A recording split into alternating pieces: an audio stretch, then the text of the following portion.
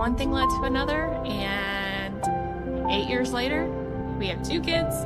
We live in Colorado, and he's the best thing that has ever happened to me. Tell me you love him. You love you. Say love you. Candy. Oh yeah, see what we're.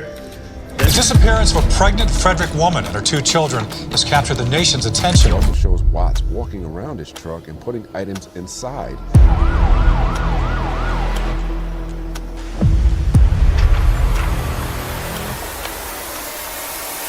Scott, this house is not complete without anybody here. We see a lot of horrible stories where a husband kills his wife, but this one's different.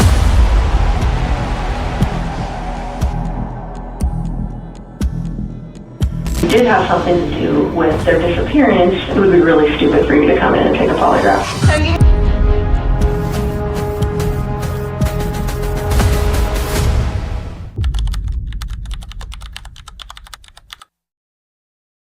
August 13, 2018, Frederick, Colorado, 5:27 a.m. A neighbor's camera sees a work truck nose up to a garage in the dark. By mid-morning, texts go unread. By noon, a friend can't shake the feeling something's wrong. 2 car seats in the garage, no kids. Her phone inside, her purse inside.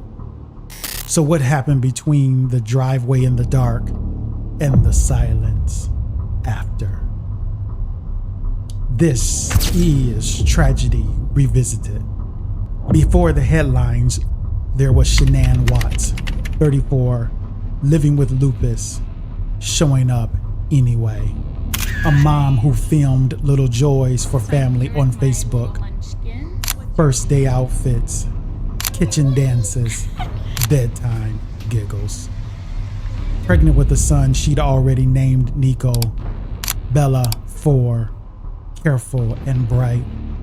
Celeste, 3, fearless and funny. And Chris Watts, quiet, steady job in oil, the neighbor you wave to without thinking. Shanann lands home from a business trip around 2 a.m. By morning, she misses an OB appointment. Not like her. Her friend Nicole calls, texts, and drives over. Car in garage. No answer at the door. Nicole calls the doctor's office, then Chris, then the police. County Communications, this is Stacey. Hi, Stacey. My name's Nicole, and I'm calling because I'm concerned about a friend of mine.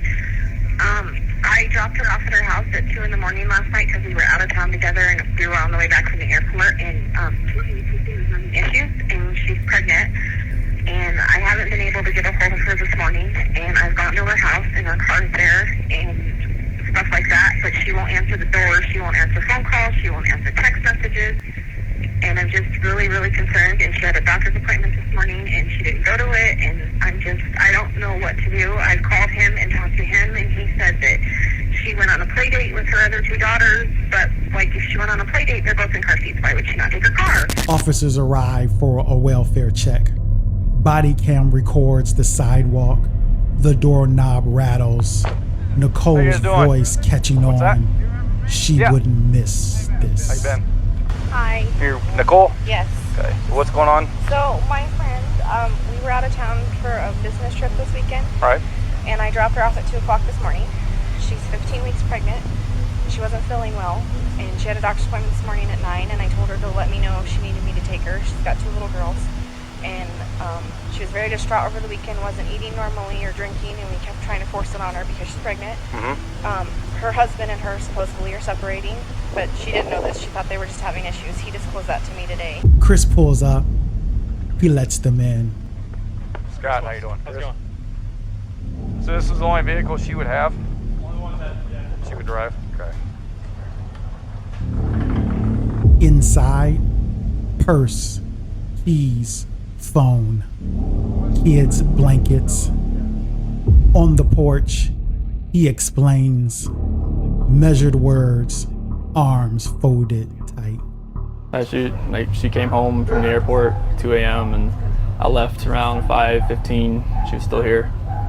And like about 12:10 in that afternoon, her friend Nicole showed up at the door. Like I had texted Shanann a few times that day, called her, say, but she never got back to me, but she wasn't getting back to any of her people as well.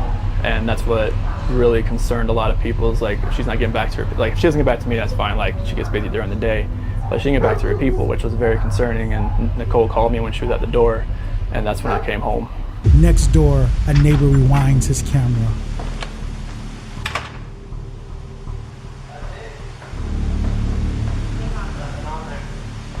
What's that? Pre-dawn, the truck pressed tight to the garage. Several trips between house and bed. Is this on continually recording? Yep. Well, It's not, is it motion or is it? event- Okay, so it's motion. Any motion event that happens, but I get cars driving from this street, This is him at 517. In the reflection of the TV, you see Chris watching himself be watched.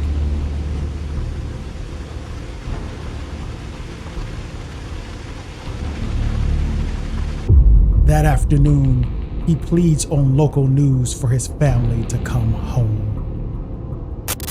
And my last question, if you have any of them, so feel free to step in. My last question is, if your wife can see this, if she can watch these, what would you like to tell your wife and your kids?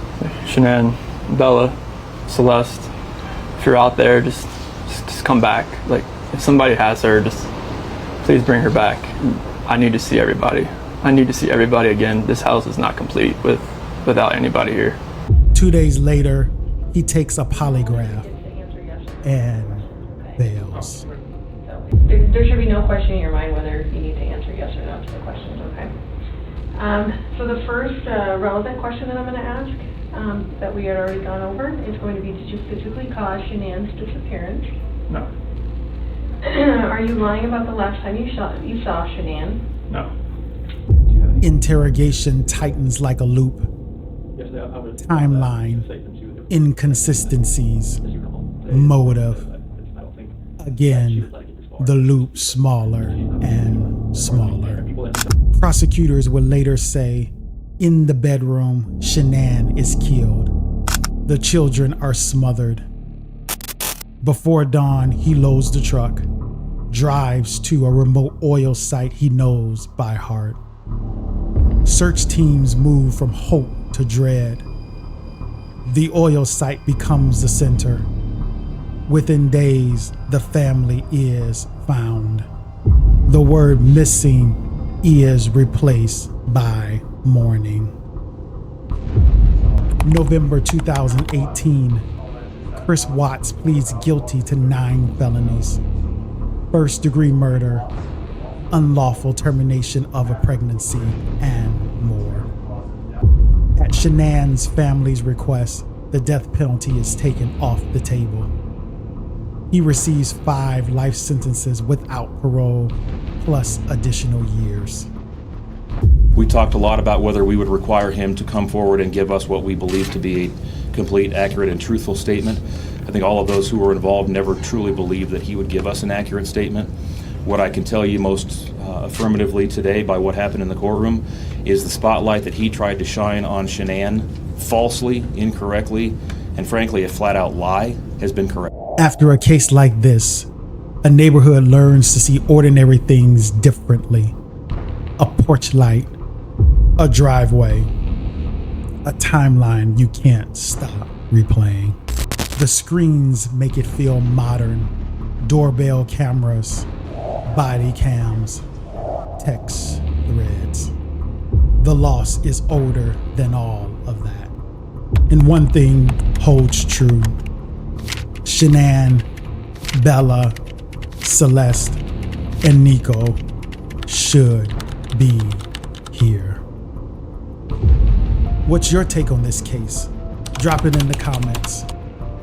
If you've been drawn into the story, like this video, subscribe to the channel, and let us know which case you think we should revisit next. This is Tragedy Revisited. Hold space for the lost, hold tight to the truth, and revisit.